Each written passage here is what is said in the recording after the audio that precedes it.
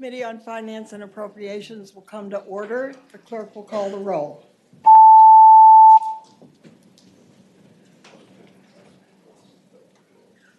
Madam Chair, you have a quorum. Thank you. This morning, we plan to take first the bills that are identical to Senate bills, next, bills that are similar to Senate bills, and then we will do the remaining bills in the order of the sign-up, assuming that's coming through correctly, which it usually is, but not always. So if we could start, April, with the identical bills. Thank you, Madam Chair. The first bill, House Bill 270, Delegate Byron's bill related to the Virginia Employment Commission and reforms and reporting requirements. It contains 11 amendments related to the JLARC report. It is identical to Senate Bill 219, Senator McPike's bill, which passed the Senate 40 yes, 0 no. Move to report. It's been moved and seconded that House Bill 270 be reported. Please record your vote.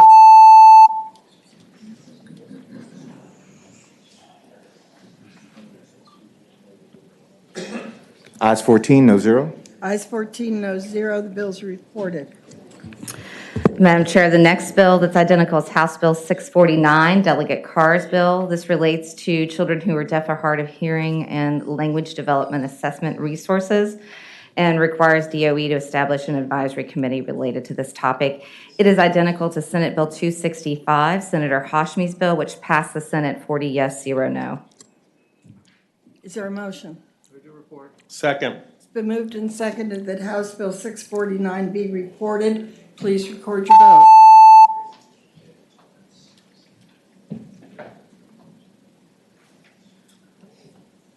Ayes 14, no zero. Ayes 14, no zero. The bill's reported. April. Madam Chair, the next bill, House Bill 821, Delegate Torian's bill. This increases from 6 to 7 the maximum number of judges in the 31st Judicial Circuit. It is identical to Senate Bill 6, Senator Surville's bill, which passed the Senate 35 yes, 5 no, and funding is included in both the House and Senate budgets. Is there a motion on House Bill 821? Move to report. Second. It's been moved and seconded that House Bill 821 be reported. Please record your vote.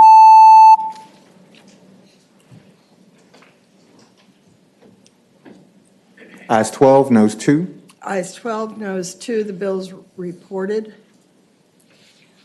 Now, bills that are similar to Senate bills.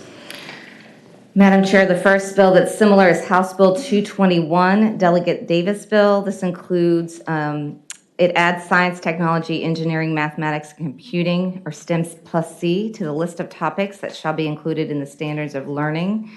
It is similar to Senate Bill 239, Senator Hashmi's bill, which was continued to 2023. Okay, so the cognate bill was carried over by this committee. Is there a forced study in the interim? Is there a motion on this bill? Move to carry over till 2023. Is there a second? Second. It's been moved and seconded that House Bill 2021 be carried over until next session. All in favor, vote aye. Opposed, nay. Ayes 13, noes 1. Ayes 13, noes 1. The bill's carried over. Madam Chair, the next bill that's similar is House Bill 565, Delegate O'Quinn's bill. This relates to the Advanced Manufacturing Talent Investment Program and Fund. It would create that program and fund. The similar bill, Senate Bill 685, Senator Mason, which passed the Senate 40 yes, 0 no, with a substitute. The Senate substitute for that bill removed the indeterminate fiscal impact, created the fund, and supported the long-term goals of increasing eligible credentials. The Senate budget provides $2 million to the fund. Your recommendation was to conform it to Senate Bill 685 as it passed the Senate for that floor substitute. It's been moved and seconded that House Bill 565 be conformed to Senate Bill 685, floor substitute as it passed the Senate. All in favor of that motion, vote aye. Oh, sorry, say aye. Opposed? Okay, the substitute is adopted. Now a motion on the bill. Second. It's been moved and seconded that House Bill 565 as amended be reported. Please record your vote.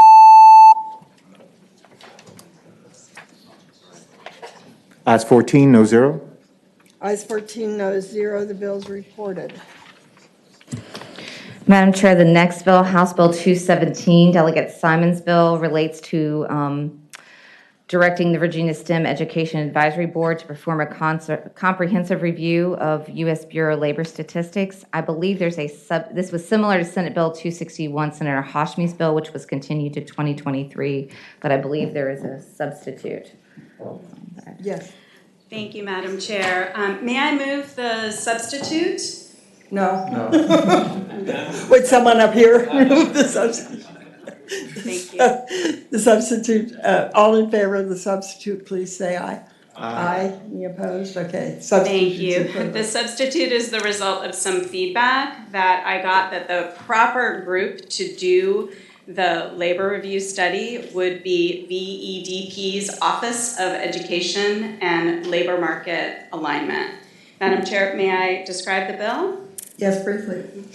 The bill before you today directs the existing Office of Education and Labor Market Alignment to review labor statistics and has no fiscal impact. This bill is a continuation of our efforts to make sure our students are ready for jobs in science and technology. It is supported by Richmond and Nova Tech Councils and was brought to me by Code VA. The problem that this bill is trying to solve is that many jobs in the military and healthcare and agriculture and shipbuilding are not counted as STEM jobs right now in the Federal Bureau of Labor Statistics. So as a result, we're trying to plan for the future job market without having accurate data on STEM workforce needs. I'd be happy to take any questions. Okay, are there questions? Is there a motion? Madam Chairman. I'm sorry, I didn't see you. I didn't think I Senator didn't Ruff. act fast enough. Is this going to be a cost to the partnership for this? I believe that what I was told is that they do have staff at the partnership and that this would be the appropriate place to do such a review. Madam Chairman, I would agree that it's the proper place to do it, but I don't think that much happens around here without some money. So I think probably we ought to put the clause on this. Madam Chair, Yes. before we put the clause on it, I thought that there was no fiscal impact in the statement. Is that correct? The original bill had Oh, the original no bill. Okay. fiscal impact because we already had the STEM advisory board, but this would be a different group doing this review. Thank you. I would renew my motion to put the clause on the bill. It's been moved and seconded that the clause be put on this bill. All in favor, say aye. Aye. Any opposed? No. Okay, the clause is put on the bill. Is there a motion on the bill? It's been moved and seconded that House Bill 217 be reported as amended. Please record your vote.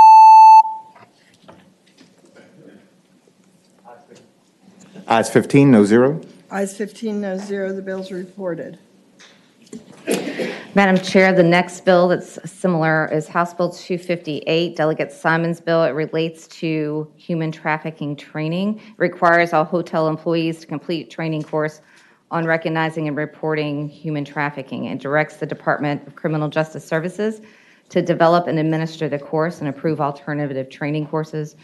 A similar bill, Senate Bill 467, Senator Vogel's bill that passed the Senate 40 yes, 0 no, but had no fiscal impact because it required training standards but not the online course, was the similar bill. This fiscal impact is about $233,000 per year. The House budget includes the funding for the bill. Madam Chairman, Yes, Senator Norman. I would inquire, I have a proposed amendment. Have you all received that? I don't. Do you all, do you all have the amendment? We haven't shared it. Well, my office sent it down to her, but nobody up here has it, do they? Would you hand me a copy, please? Jesus. After she's presented her bill, I have a proposed amendment. Have you, Hello. present your Thank bill. you, Madam Speaker. Speaking to the bill. HB 258 is a human trafficking prevention bill that requires that hotel employees complete an online training course developed by the Department of Criminal Justice Services on recognizing and reporting suspected cases of human trafficking. We do have peace in the valley with the hospitality industry because this bill allows hotel chains to use their own training programs as long as they are approved by DCJS. The bill also requires that DCJS either approve or disapprove these alternative programs within 60 days of submission. The bill had unanimous support coming out of the House and is a continuation of our efforts to empower bystanders to report suspected cases of human trafficking in the Commonwealth. Thank you. Senator Norman. Madam Chairman, in light of what she said, I need to do some backtracking because I have a little different impression from some of the hospitality industry, so I'll wait and deal with it on the floor. We will be meeting tomorrow afternoon if you'd like to pass by. Oh, that would be nice, too. Okay. We'll pass it by for the day. Okay. Sorry. Madam Chair, that completes the similar bills. Okay.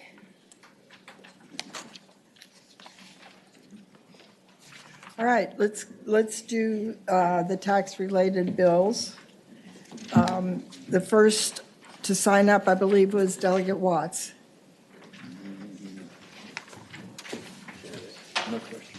Thank you, Madam Chairman, members of the committee. House Bill 1168. Thank you. The purpose of the House Bill 1168 is to bring into conformity regarding the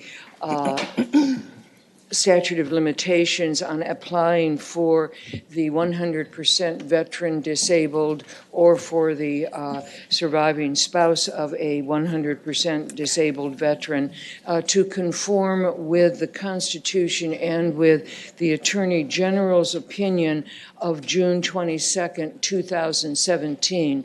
A number of jurisdictions have followed the opinion that the statute of limitations goes back to 2011. Others have not, and this brings into conformity. It is particularly important since the determination of the 100% disability is up to the Department of Veterans Administration and sometimes can take years, and this is why the equity of respecting the constitutional amendment on this is before you. Thank you. We have a suggested committee substitute. April, could you describe that? Madam Chair, the committee substitute would turn this into a Section 1 bill that would allow for a 3-year look back and then would be valid for 1 year only to allow those individuals to request the relief. Speaking to the committee substitute, appropriate time. Pardon? At the appropriate time, speaking to the substitute. Yeah, well, speak to the substitute and then we'll vote to adopt it or not. Thank you, Madam Chairman. I was not aware of the committee substitute, but I certainly have heard before about let's just have the 3-year look back, which is typical for any local tax administration. Well, that just takes us right back to ignoring the Attorney General's opinion and in ignoring the whole issue of the time which it takes to get the 100% disability rating. I would much prefer to carry the bill over and work with localities as to what documentation those localities who are not conforming with the Attorney General's opinion are in fact looking for, and bring that before you next year with that detail worked out, which had not come to my attention until about 2 or 3 days ago.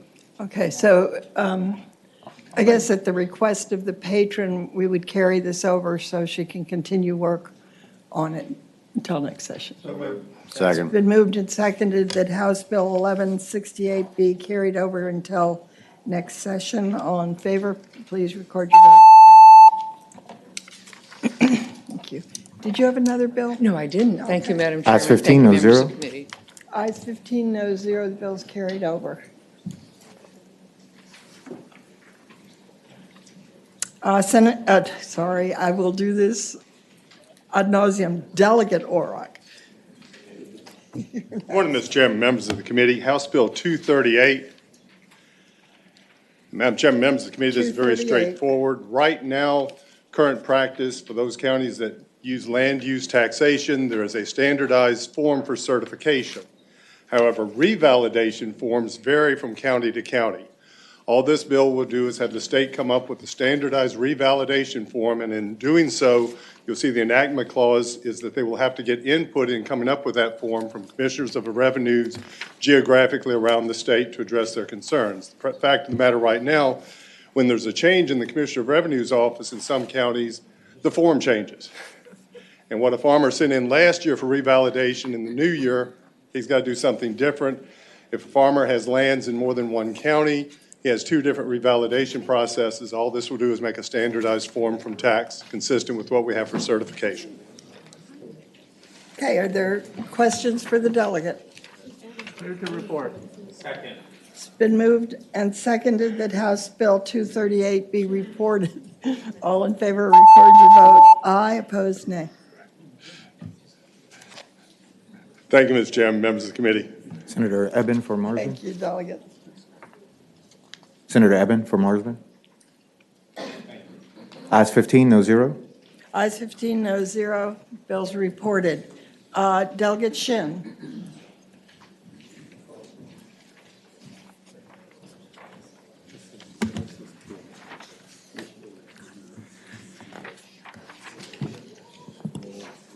Good morning, Madam Chair, members of the committee. Before you, you have HB 1310, which is a bill that directs the Department of General Services as well as the Virginia Information Technologies Agency to review and revise their procurement procedures to encourage the participation in federal purchasing programs. This legislation is just an encouragement to make sure that we're using and utilizing all available cost-saving resources to be considered by state agencies to make sure we're being good stewards of taxpayer dollars. There's a number of federal purchasing programs and providers that exist here in the Commonwealth, including from places from Winchester to Woodbridge. And so we just want to make sure, especially and encourage that state purchasing agencies are tapping into local suppliers as well. Thank you, delegate. It appears there's no fiscal impact on this bill. So is there a motion on the bill? Move to report. Second. It's been moved and seconded that House Bill 1310 be reported. Please record your vote.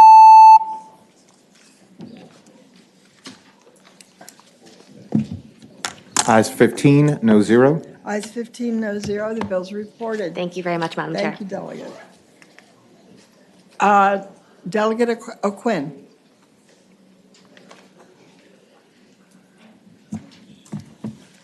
Morning. Morning.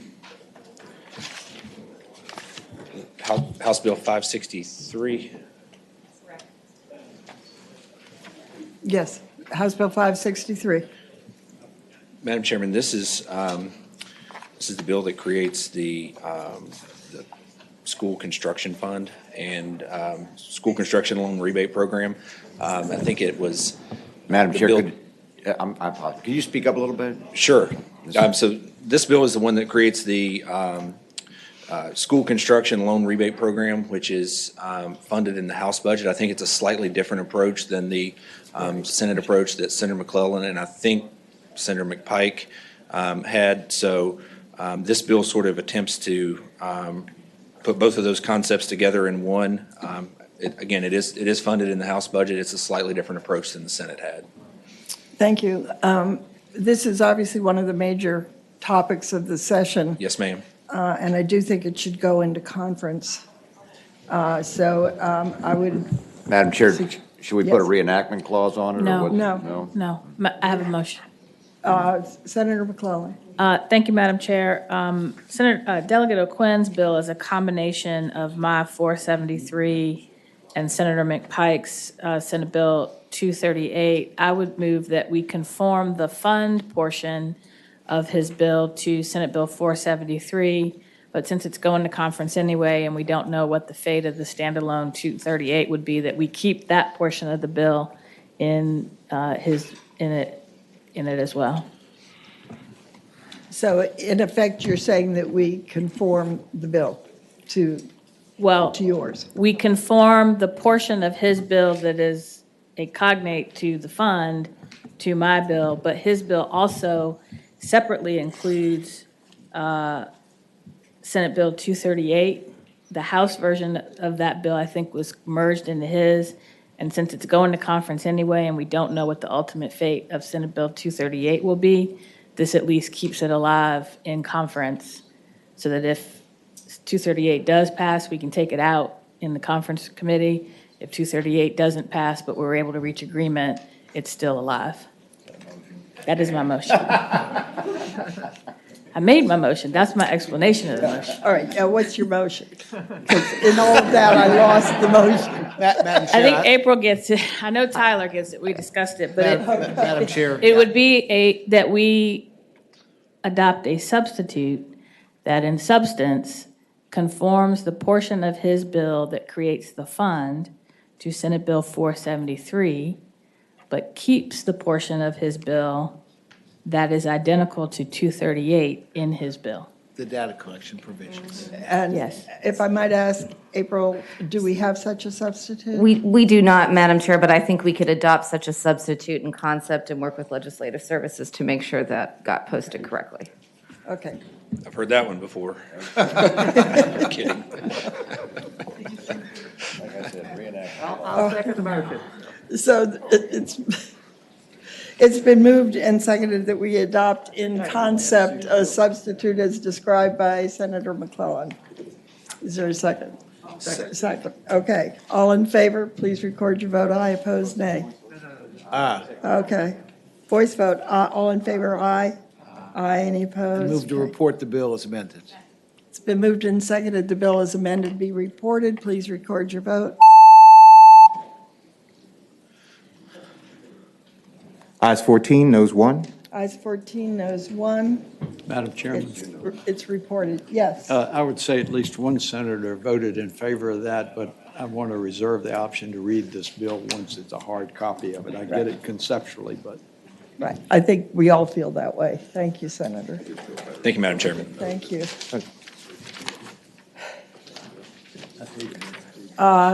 Delegate Wyatt.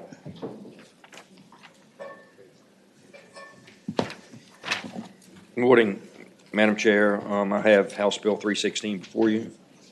House Bill 316. House Bill 316 updates and codifies the alarming violations of dealing with temporary tags amongst the independent dealers. From 2020 to 2021, and a few of y'all may have this from the dealer board, the violations pertaining to temporary tags that are issued have doubled. So working with their independent auto dealers of Virginia, House Bill 316 replaces the current during the recertification for your dealer license, replaces the 6-hour online class or training every 3 years to a 4-hour in-person class every 2 years.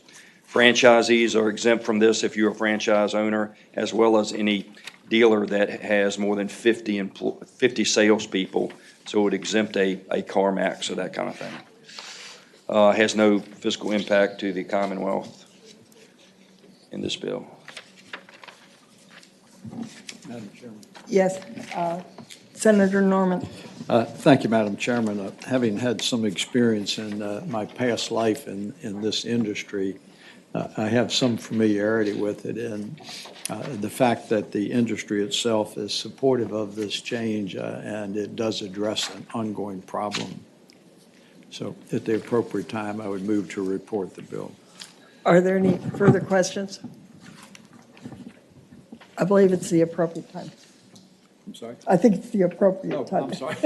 I moved to report House Bill 316. It's been moved and seconded that House Bill 316 be reported. Please record your vote. Ayes 15, no 0. Ayes 15, no 0. The bill is reported. Thank you, Madam Chair and Senators. Delegate Bell. Afternoon. Members of the committee, Madam Chair. My understanding is you have House Bill 740 before you. I don't know if there's an order. Is this in one of the? And this was conformed to Senate Bill 729, which was Senator Ruff's bill, and should now be identical.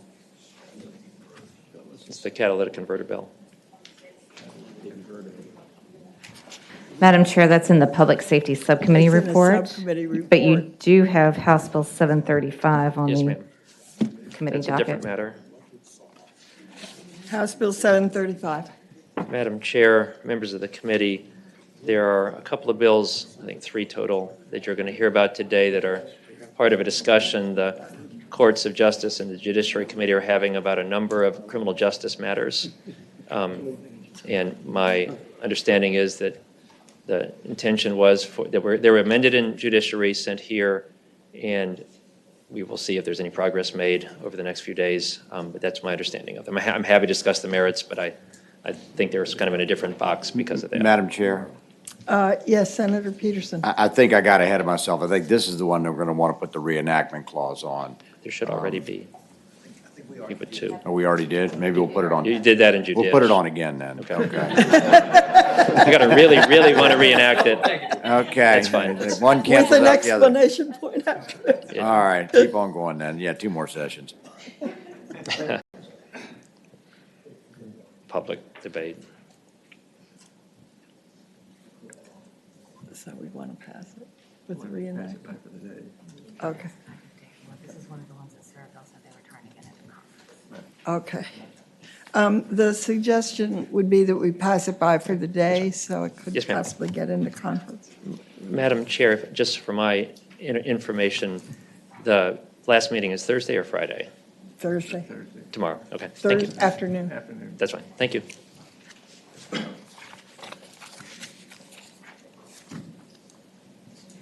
Okay.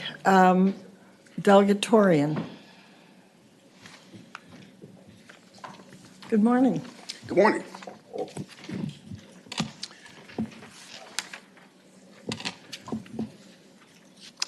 I think we have House Bill 820.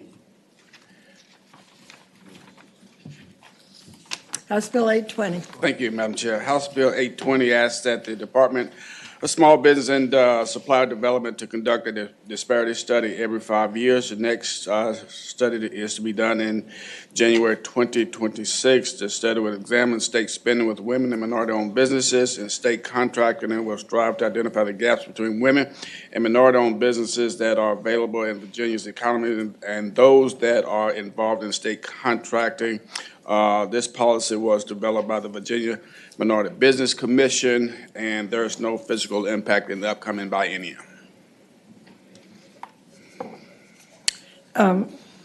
Delegatorian, I think this is a great bill, but we're getting all sorts of different information on costs. Apparently, the Senate budget provided $600,000 over the biennium for this, to implement this, but the House budget removed $600,000 over the biennium. So it's going to. It looks to me like Madam Chair, the language is about the most recent study, maybe not this one, but this is probably one of those things that needs to go to conference. If that's going to be an item of discussion in the budget conference. Yeah, well, I'd move the calls on this bill. Been moved and seconded that the clause be added to the bill. All in favor, please say aye. Aye. Aye. Any opposed? It's been moved and seconded, the bill as amended be reported. All in favor, vote aye. Opposed, nay.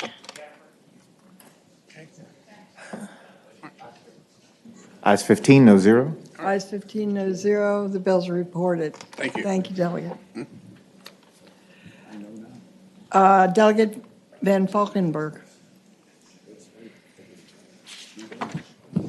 Thank you, Madam Chair. Madam Chair, this is House Bill 585, and we do have a line amendment that staff has prepped, which just strikes. Staff report the line amendment. Madam Chair, on line 272, after shall, we are striking include and inserting consider. And that's, I'd like to briefly explain, that is to give the work group in that enactment clause time to develop a plan on how to create a timeline and to figure out what the resources are needed for the development of a sample assessment bank. It's to address the DOE's FISC. Okay, all in favor? Been moved and seconded that the amendment be agreed to. All in favor, say aye. Aye. Any opposed? It's agreed to. All right, thank you. Madam Chair, members of the committee, the bill that stands before you is got a couple pieces to it, but it's about school assessments. And it does three things. One is it takes us down to our SOL minimum in social studies and science, which is something that's come out of the Senate the last 2 years, but it does two more things. One is it says that if appropriate funding is put in place, the state would play a role in the performance-based assessment world, which is the world we're moving into for assessments both at the local and at the state level. And one of the concerns I've had, I know others have had, is around making sure we have some apples-to-apples comparisons, making sure we have some standards written at the state level to ensure that these performance-based assessments that are done at the local level are rigorous, right, to bring up the standard of education, right? And one of the real fears is that if the localities do it, they don't have the time, the resources, or the expertise to do them well. I used to give it as an example, if we just let the localities do it, that we could see posters as performance-based assessments because what a performance-based assessment is in the eye of the beholder. And then I had a superintendent actually use that as an example.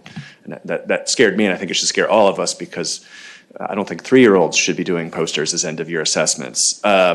And so this bill would say, if properly funded, the state would do the U.S. history and biology performance-based assessment as a way of creating an apples-to-apples comparison, as a way of creating a state standard for what they are, and it kind of gives some guardrails on what that is. And then it has a enactment clause that creates a 5-year development plan, because one of the things we tend to do in this space as states and in the education world is we rush in too fast, mistakes are made, people aren't used to it, and then we end up back-rolling. So the classic example of that is New York and Common Core, or a lot of states in Common Core, where they enacted it right away, huge backlash, and it got rolled back. And so this would create a 5-year ramp to make sure we do it and we do it right. I can go into as much detail as you'd like on it, but that's the kind of bare bones of it. Just a comment, the original bill had substantial cost, $8 million a year in the out years, and the House budget did not include funding for that. I understand that with this amendment, the cost is eliminated. Yeah, we put in a substitute to get rid of that, and then these line amendments take care of the last bit of that. Okay. Yes, Madam Chair. Is there a motion on the bill? Move to report. It's been moved and seconded that House Bill 585 be reported. All in favor, record your vote aye. Ayes 14, noes 1. Ayes 14, noes 1. The bill's reported. Thank you, Madam Chair, members of the committee.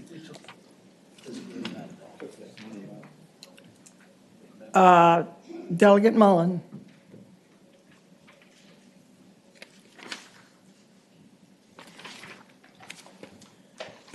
Good morning, Madam Chair. It's so good to see you. Good morning. I have House Bill 496, which is now at this time I believe, identical to Senator Mason's Senate Bill 687, although I would defer to staff just to make sure of that. I would say, Madam Chair, I believe it is in the Public Safety Subcommittee report versus that's in actually in the full committee. Well, full committee, but part of the Public Safety Subcommittee report. We'll hear it then. There you go. Thank you. Delegate Adams.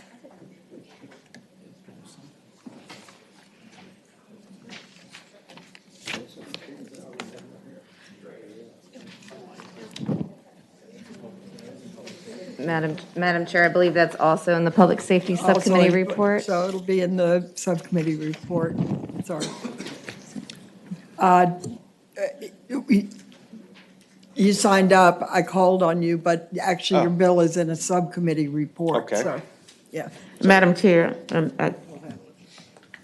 So we'll do it later. yes.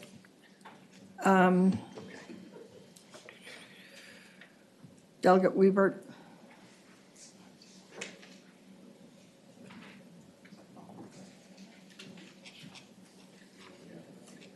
Yeah, I believe he and Delegate Bolivar and Ag. I can text them if you need me to. Okay. Delegate Tran.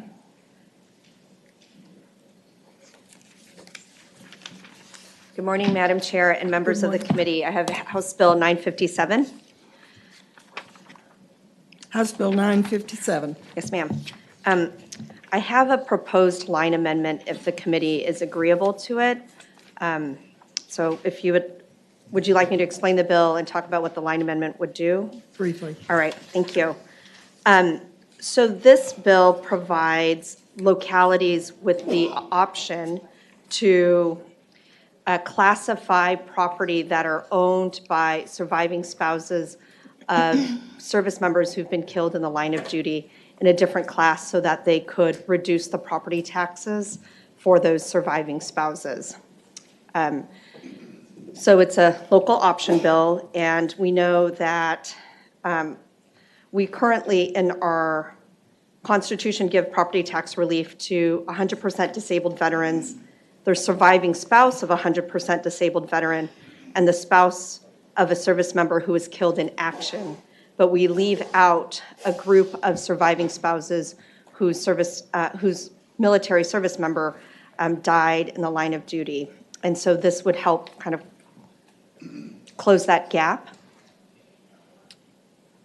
Okay. The amendment, we tried to provide some clarifying language coming out of the House in terms of which service member this would apply to. So the amendment, we believe, helps to tighten that language a little bit. I'll turn over to council to report the amendment. Madam Chair, on line 14, after duty, we are striking the remainder of line 14 and through activities on line 15 and inserting with a line of duty determination from the U.S. Department of Defense. Okay, can someone move those amendments? So moved. Second. The amendments have been moved. All in favor, say aye. Aye. Aye. Any opposed? Okay, the amendments are agreed to. Is there a motion on the bill? Let me ask a question, please. Oh, yes. Senator Norman. Madam Chairman, I know that we try to focus on the state fiscal resources and revenues, but there have been several bills that have come through that are encouraging property tax relief for various classifications that falls exclusively on local government. And of course, the fiscal notes on this one indicates, of course, there's no state impact. Do we have any idea of what the cumulative impact is of these tax relief bills that we are putting out there as it may impact local government? Yes. Madam Chair, I would say staff does not, but you may want to inquire with VML or VACO if they're here, if they have an estimate. Thank you, ma'am. Is VACO here?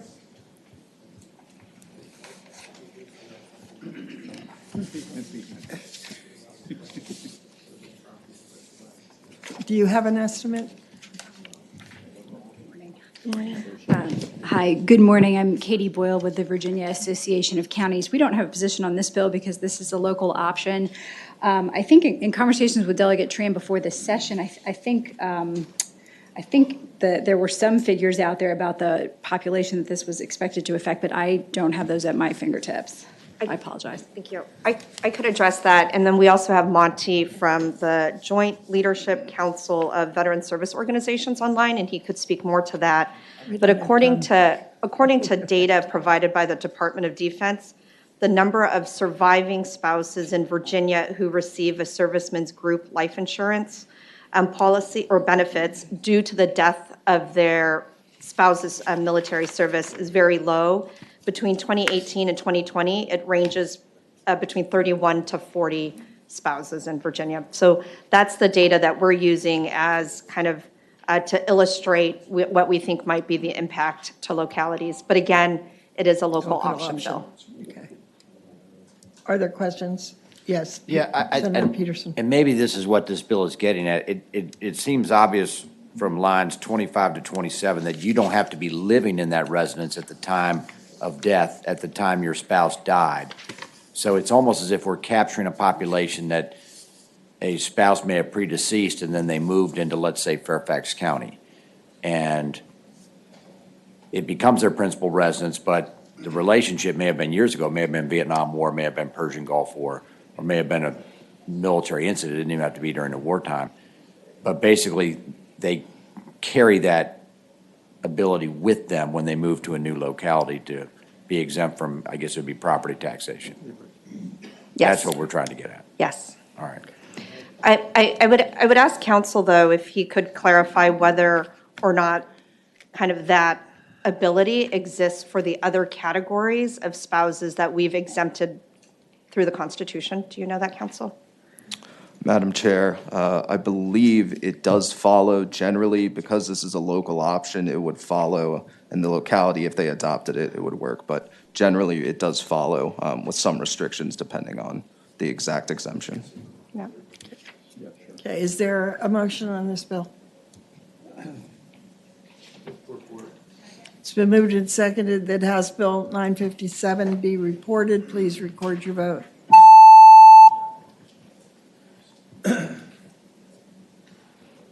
Ayes 15, no zero. Ayes 15, no zero. The bill's reported. Thank you so much, Madam Chair and members of the committee. Thank you. Delegate Weaver.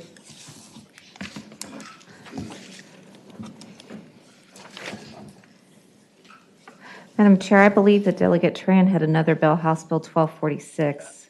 Oh, sorry. Thank you, Madam Chair. I was so focused on this one. Okay. The last bill. So Okay, House. I'm just, sorry. No, that's okay. We Is did it- not apparently adopt the amendment for your last bill, so if we could roll it back. Okay. We have a motion and a second to reconsider the vote. All in favor, record your vote aye. Ayes 15, no zero. Ayes 15, no zero. Now, is there a motion? It's been moved and seconded the amendment be agreed to. All in favor, say aye. Aye. Any opposed? It's been moved and seconded the bill be reported. 957. All in favor, record your vote aye. Opposed, nay. Ayes 15, no zero. Ayes 15, no zero. The bill's reported. Okay, now your other bill.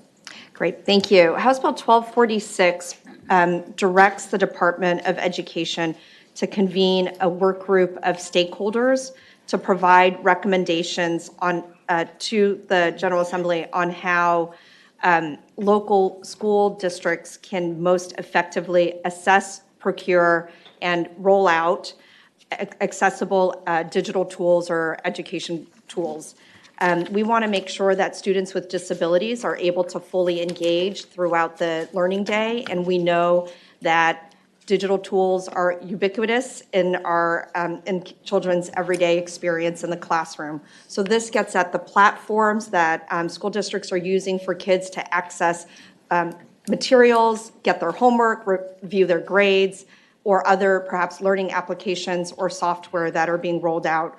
This affects children who are blind or have low vision, who are deaf or hard of hearing, or who maybe have different learning disabilities such as dyslexia. The bill started as something a little bit different, and through the course of the conversations in the House, it became a Section 1 bill.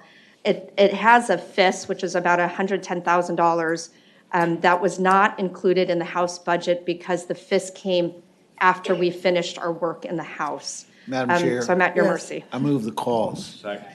The clause has been moved, but we did have another idea for this Okay. bill. Well, I apologize. I'll withdraw the motion. All right. I move that we carry this over with a letter to Jay Cotts to work with the patron and others to address this issue, so. Is there a second? Okay, it's been moved and seconded that this bill be carried over, and that we send a letter to Jay Cotts which doesn't seem to do much lately, to review this and give us some options. Okay. That's the motion. All in favor of the motion, record your vote aye, opposed nay. Ayes 15, no zero. Ayes 15, no zero. The bill is carried over, and there'll be a letter to Jay Cotts. All right, thank you very much, Thank Madam you. Chair and members of the committee. Thank you. Greenhall. Delegate Greenhall. I would point out that we are rapidly running out of time. We have to finish by 10:30. And we have 2 subcommittee reports to go, as well as several bills. So let's get moving. Thank you, Madam Chair. I will be very I believe quick. she's in the House Bill 13. House Bill 13. House Bill 1332 is the companion bill. 1332. Madam Chair, House Bill 1332 is part of the Public Safety Subcommittee report. Okay, then we don't need to hear from it now. Delegate Hope.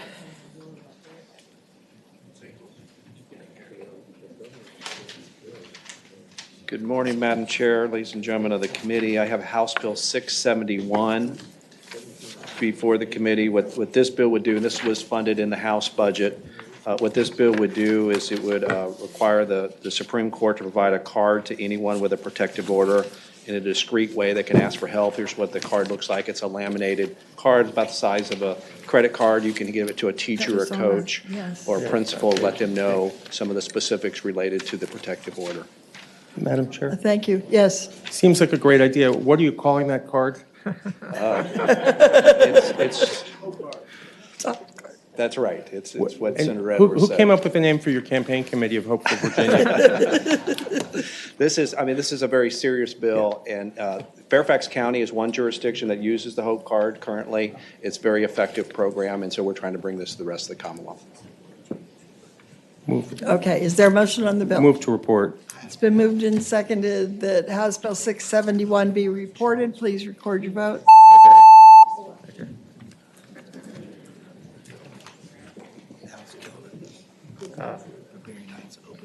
Senator Barker, how do you vote? Okay. You need to vote. Ayes 15, no zero. Ayes 15, no zero. The bill's reported. Thank you, Madam Chair. Delegate. All right. Okay, thank you. Delegate Sullivan. Good morning, Madam Chair and members of the committee.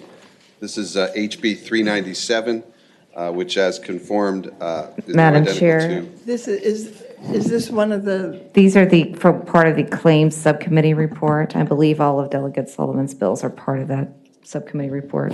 Perfect. Perfect. Nice to see you. yes, you do. Weaver's here. Delegate Weaver.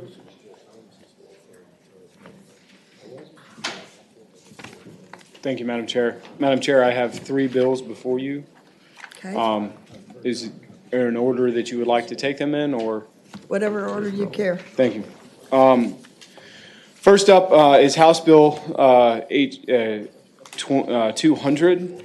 The story behind this is that the Lord Fairfax Community College in my district owns a piece of property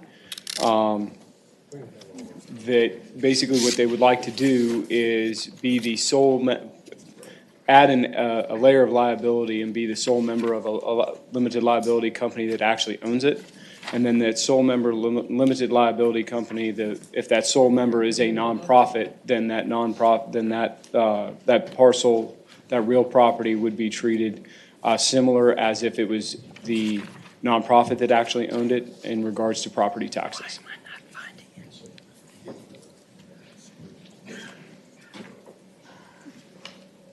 Are there questions for the delegate?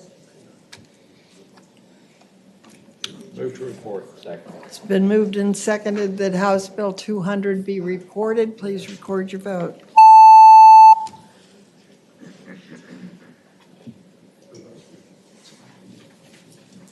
Ayes 14, no zero. Ayes 14, no zero. The bill's reported. Thank you, Madam Chair. Next up is House Bill 996. Current law requires all known property owners to sign off on a request to participate in the land use valuation program. This can be a challenge to an heirs property. So what this legislation does, it simply allows the majority of owners to make any decision related to the enrollment of the use value program. That's what the bill does. Okay, is there a question for the delegate?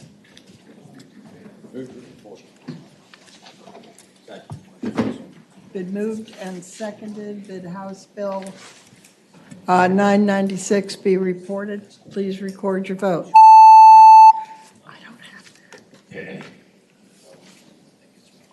Ayes 15, no zero. Ayes 15, no zero, the bill is reported.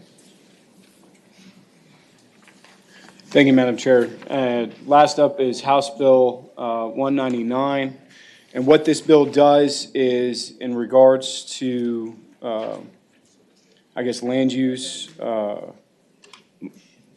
if it allows a locality by ordinance to extend or not take a parcel out of land use provided that any delinquent taxes are paid by December 31. It also extends that in the subsection C to a state of emergency, provided that all delinquent taxes are paid 90 days at the end of the emergency. And this just simply allows a locality to be able to do that.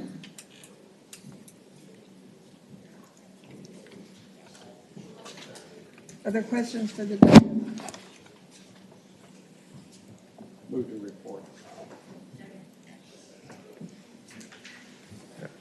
Okay, it's been moved and seconded that House Bill 199 be reported. Please record your vote.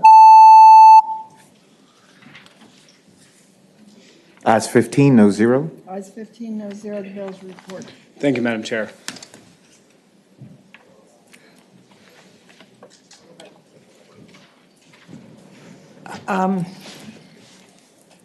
Are there any who have signed up who are not in a subcommittee report who have a bill to be? Delegate Bulaba. Thank you, Madam Chair. First one is House Bill 458. So this deals with the MEI Commission, which it's been a pleasure to be able to serve with you, Madam Chair, over the last couple of years on that. The idea behind this bill is to go ahead and make sure that we are getting the right kind of projects in front of the MEI Commission, and this is kind of based off of conversations with the appropriations staff on our side kind of over the last couple of years. There's three primary changes. One is removing non-discretionary tax credits from counting towards the $10 million limit that throws something into MEI. And so these are things that are going to be granted no matter what. We have no control over them whatsoever. And so the idea is that they really shouldn't count towards the $10 million that would put it into an official MEI review center. The next one is adjusting when a project needs to be reviewed because of shifting around employees or closing offices. And so a lot of times the shifting is very minor. So you got an office, you got a couple employees moving around, but the way that the code is structured right now is that any kind of change whatsoever has to go ahead and trigger MEI review. And so this just goes ahead and says the project has to be greater than 2.5 million in order to be able to do that. And the last one actually increases oversight for the MEI Commission. And so I think, Madam Chair, as you know, we've gotten away from the practice of providing cash up front before benefits are accrued. And so those are inherently more risky. And so while we've gotten away from that, we still do see those every once in a while. And so what this would do is it would reduce the threshold to $3.5 million for those projects. And that's what the bill does, Madam Chair. Delegate Bulaba, serving on the MEI with you, I think these are probably good suggestions, but they haven't been looked at by the MEI or anybody else. So it seems to me that we should all work together with the members of the MEI and those that staff it over the next year, and then come back next year with whatever is the proposal. So it seems to me that it might be a good idea to carry this over for a year, but to do it kind of tenderly. Okay. And with good intentions. Good intentions and tenderly, yes. So, Madam Chair, Would the Yes. motion be to carry over and refer it to the MEI for review? Or just carry it over? Just carry it either way. over? Okay. Been moved and seconded that the bill be carried over for a year. All in favor, please record your vote aye. Ayes 14, noes 1. Ayes 14, noes 1, the bill's carried over. All right, Thank Madam- you. Thank you, Madam Chair. I've got, the next one is House Bill 492. House Bill 492. Yep, and so this is a recommendation out of the Joint Subcommittee on Campaign Finance Reform. I had the pleasure of being able to work on this with Senator Norment and Senator Deeds. And it really was the first time we had a chance to do a deep dive on campaign finance reform in about 30 years. I know our focus was on transparency and kind of strengthening our existing processes and procedures. And so that's what this bill really is meant to do. And so Virginia does have a finance disclosure reporting process. One weakness of that system is that when you submit it, there's no kind of review whatsoever. It's really very binary, whether you've gone ahead and submitted it or not. And so this really gets at kind of that oversight and just makes sure that you're keeping folks on their toes or honest as they are submitting these things. The first thing the bill does, and I think I can't believe we don't already have this, but I think it's just a good best practice, is making sure that we have consistent expectations for our treasurers with respect to retention of records. And so any expenditure greater than $500 would have to be kept on file for a period of time prescribed by the bill. The second and more important part of the process is it sets up a randomized review process. The idea isn't that everybody has to be reviewed. It's just that everybody knows that they could be reviewed in a particular year. And so the reviews would be on election cycle. So it would be 100% for statewide candidates, 10% each cycle for House and Senate, and 1% for local candidates. Recognizing that we have some very small campaigns out there, it does exempt any campaign under $25,000. A lot of other states have made this very successful. North Carolina actually strives to review all campaign finance reports each election cycle. Anyways, Madam Chair, that's what the bill does. Relatively small cost. I think it was $33,000 per year. Because of the cycle of it, it's better for them to go ahead and actually contract for this rather than having staff do it. Okay, thank you, Delegate Bulova. Okay, the good news about this is it's included in the House budget. Yes, Madam Chair. Yes. Please. Senator Norman. Madam Chair, it has been a delightful, laborious experience in working on this commission, but the commission is moving very deliberately and I think very thoroughly, and I want to thank Delegate Bolivar for his leadership on it, but we're really making some good progress, and I would encourage everyone to support this. So you're moving the reporting?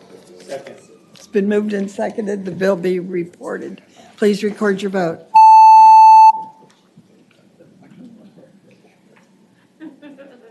Ayes 14, noes 1. Ayes 14, noes 1, the bill's reported. Thank you, Madam Delegate. Chair. Appreciate it. Delegate Bullova's last bill where I voted no.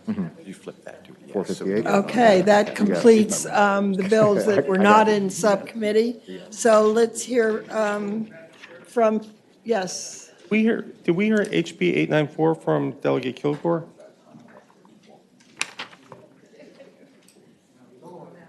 I apologize, Madam Chair, I missed that one. We did not hear that. Delegate Kilgore does have House Bill 894. House Bill 894.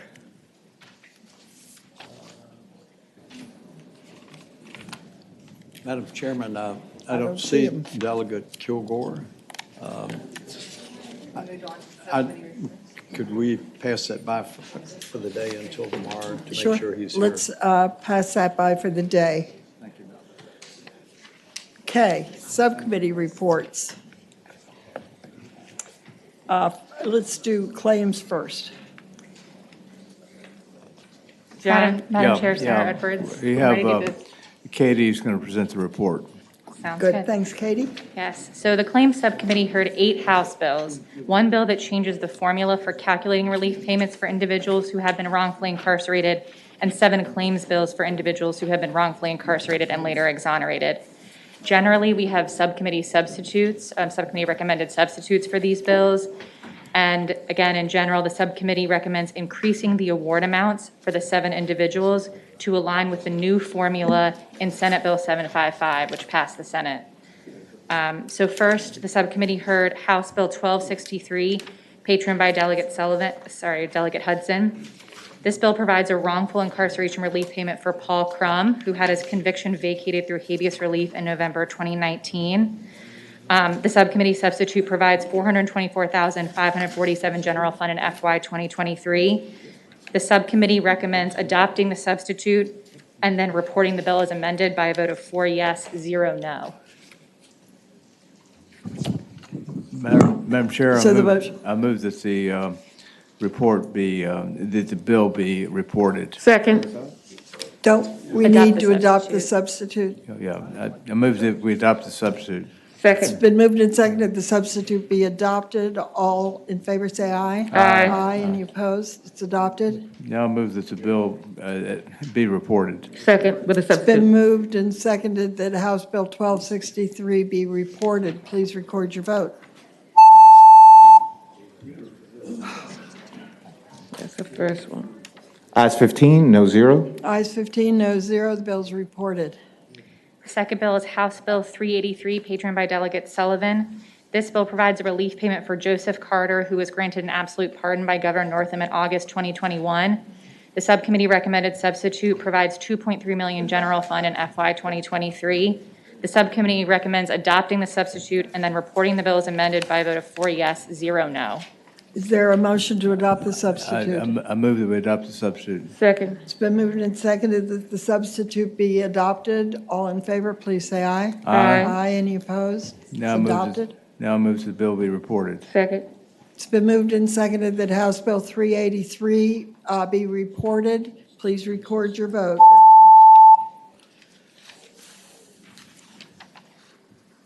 Ayes 15, no zero. Ayes 15, no zero. The bill's reported.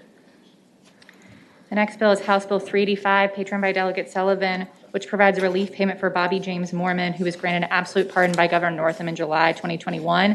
The subcommittee recommended substitute provides $1.9 million general fund in FY 2023. The subcommittee recommends adopting the substitute and reporting the bill as amended by a vote of 4 yes, 0 no. I move we adopt the substitute. Second. It's been moved and seconded the substitute be adopted. All in favor say aye. Aye. Aye. Any opposed? It's adopted. I move that the bill be reported. Second. It's been moved and seconded that House Bill 385 be reported. Please record your vote.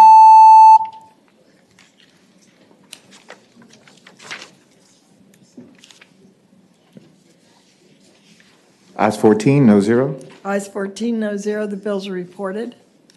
The next bill is House Bill 394, patroned by Delegate Sullivan, which provides a relief payment for Eugene Emerson Stevens, granted an absolute pardon by Governor Northam in August 2021.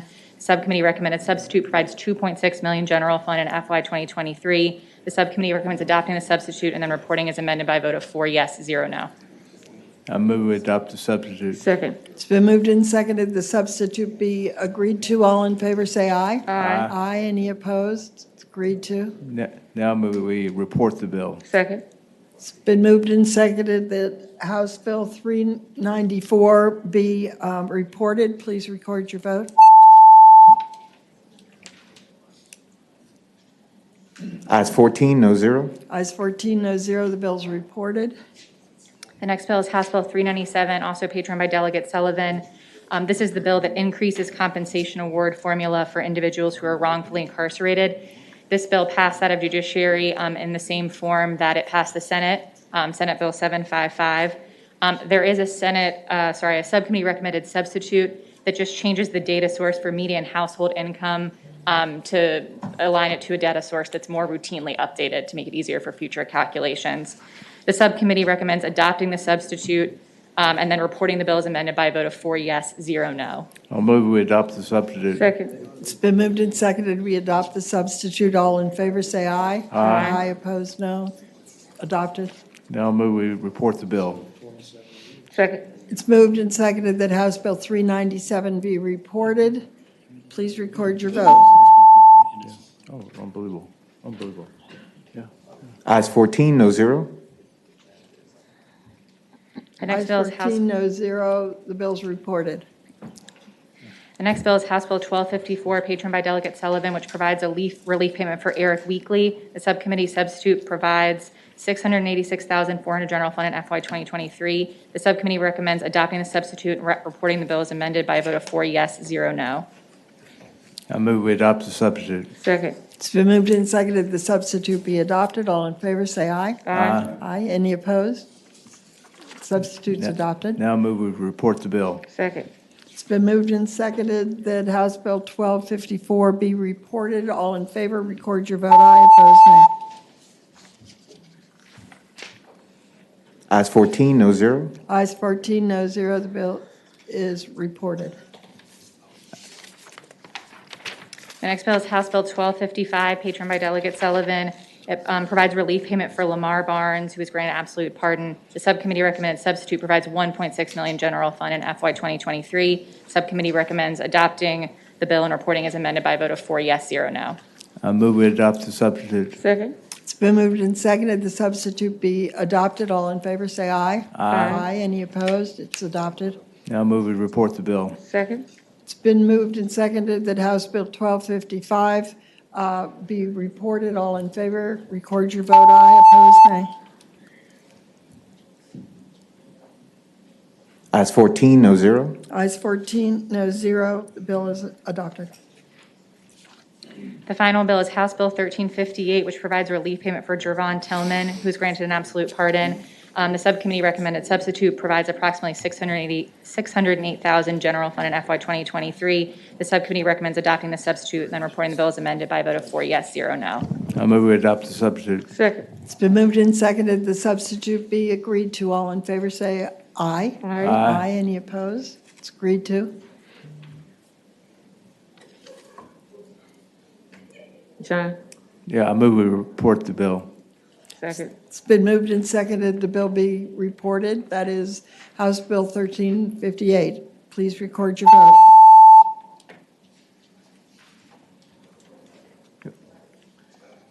Ayes 13, no zero. Ayes 13, no zero. The bill's reported. May I say something, Madam Chairman? Yes, Senator Norman.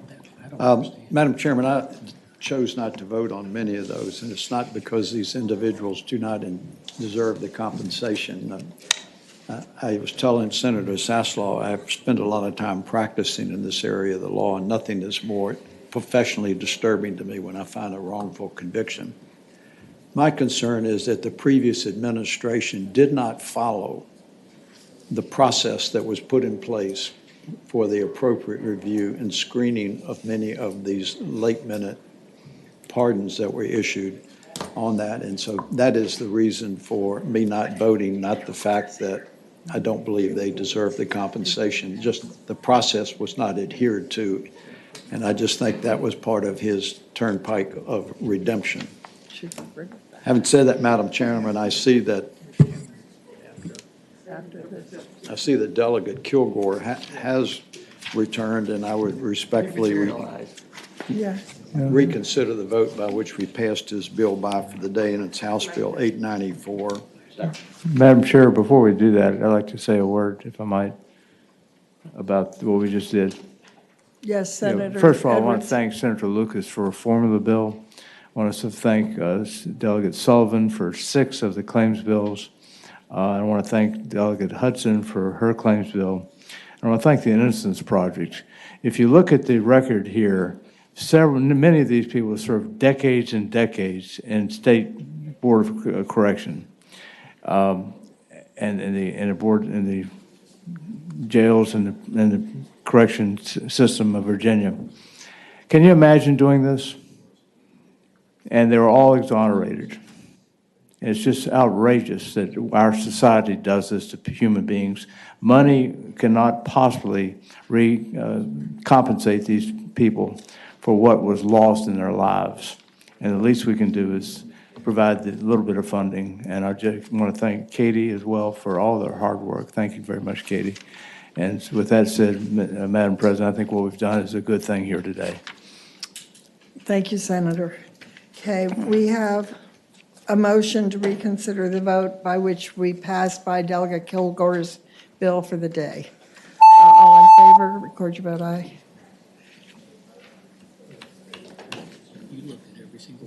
Ayes 13, no zero. Ayes 13, no zero. Okay. Thank you, Yes. Madam Chair. This is a Schedule 1 bill. It doesn't cost any money. I think the reason it went to House Appropriations in the original bill, it probably did cost some money, but it doesn't now.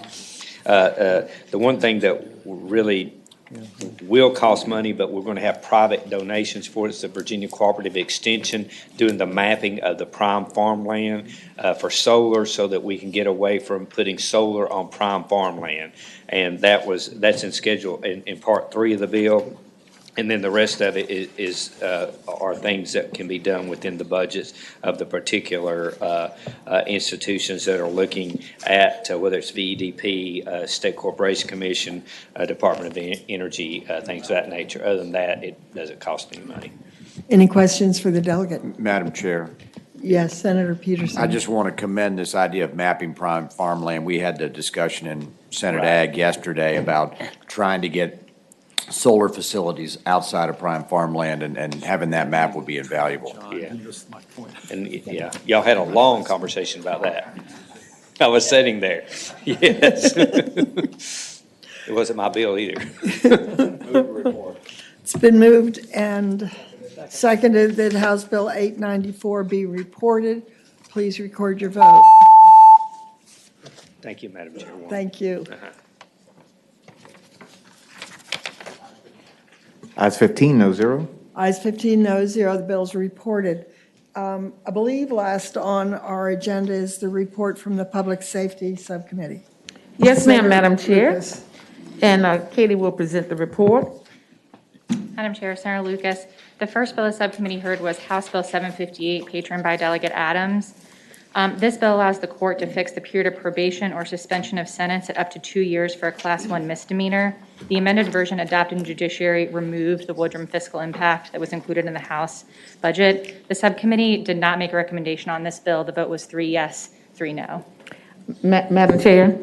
Yes, Senator Senator Lucas. Edwards has quite a number of concerns with the bill, and while, I'm not in love with the bill, there's a lot that we need to have reconsidered with this bill, so I just wanted to have this bill moved so we can have further discussion on it. Madam Chairman. Yes, Senator Norman. I thank Senator for her comments.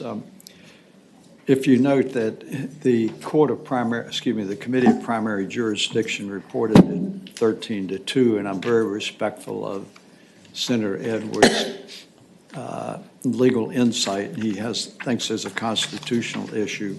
My issue was that the Committee of Primary Jurisdiction vetted it, reported it 13-2. It has no fiscal impact. And then to delegate a review from the primary Committee of Jurisdiction does not seem appropriate to me. If we start doing that, we will never get through. So I move to report. Second. Madam, I'd like to. It's been moved Yeah. and seconded, the bill be reported. Okay, I hold would on. like to say that I tend to agree that our responsibility deals with the fiscal aspects of the bills that come to us and not the policy implications. Madam Chair. I heard a voice. Senator Peterson. I was one of the 13. I'm not necessarily a fan of this bill, and so I can take the blame that it's here, and this is part of a process. And is there a reenactment clause on this bill?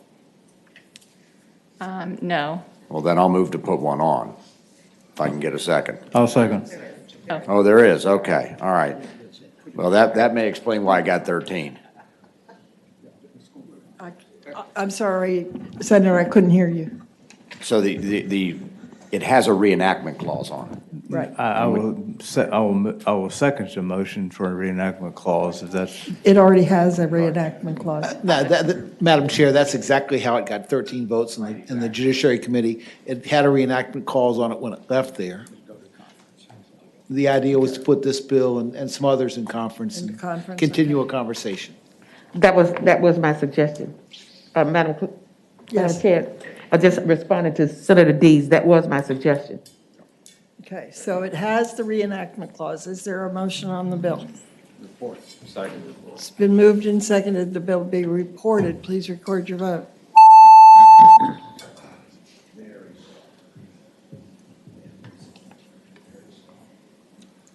Ayes 12, noes 3. Ayes 12, noes 3. The bill's reported. Okay, next. Madam Chair, the next bill is House Bill 740, patroned by Delegate Bell. This is identical to Senate Bill 729, which passed the Senate unanimously.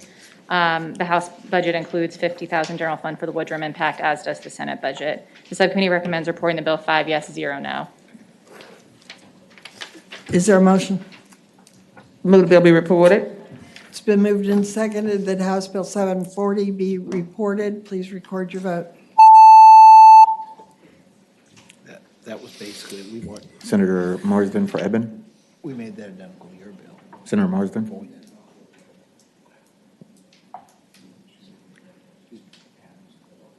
Ayes 15, no 0. Ayes 15, no 0. The bill's reported. The next bill is House Bill 451, patroned by Delegate Bennett Parker. The bill expands eligible jurisdictions for prosecution for stalking to include where the victim resides and received a communication from the individual engaged in the stalking. The House budget includes $50,000 general fund for the Woodrum impact. The subcommittee recommends reporting the bill by a vote of 6 yes, 0 no. Madam Chair, I move that the bill be reported. It's been moved and seconded that House Bill 451 be reported. Please record your vote.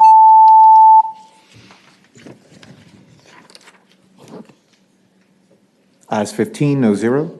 Ayes 15, no 0. The bill's reported. The next bill is House Bill 1332. This is identical to Senate Bill 700 by Senator DeSteph, which passed the Senate by a vote of 40 yes, 0 no. The House and the Senate budgets include funding for the Woodrum impact, and the subcommittee recommends reporting the bill 5 yes, 0 no. Madam Chair, I move that the bill be reported. Been moved and seconded that House Bill 1332 be reported. Please record your vote.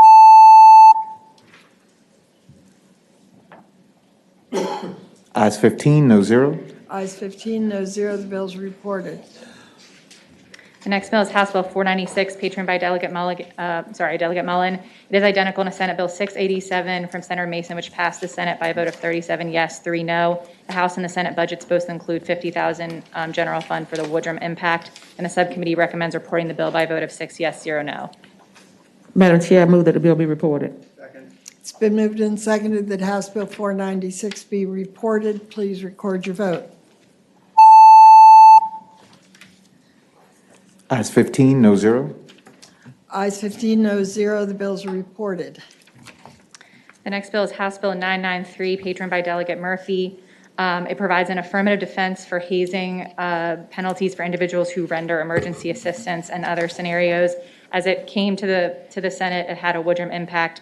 However, the substitute adopted in the Judiciary Committee lessened that penalty and removed the Woodrum impact. The subcommittee recommends reporting the bill by a vote of 6 yes, 0 no. Madam Chair, I move that the bill be reported. It's been moved and seconded that House Bill 993 be reported. Please record your vote.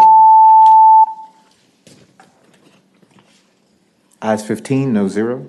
Ayes 15, no 0. The bills are reported. The final bill is House Bill 434 from Delegate Sewell.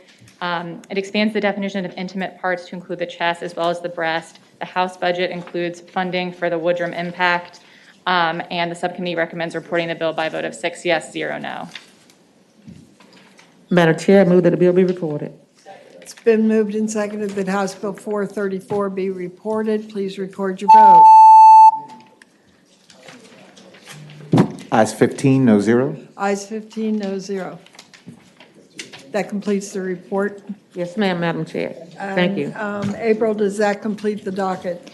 Yes, Madam Chair, other than a few bills that you passed by for the day, which we'll have tomorrow afternoon. Yes, just to put in everybody's heads, we will need to meet tomorrow afternoon at 4. Yes. Thank you. The committee will rise.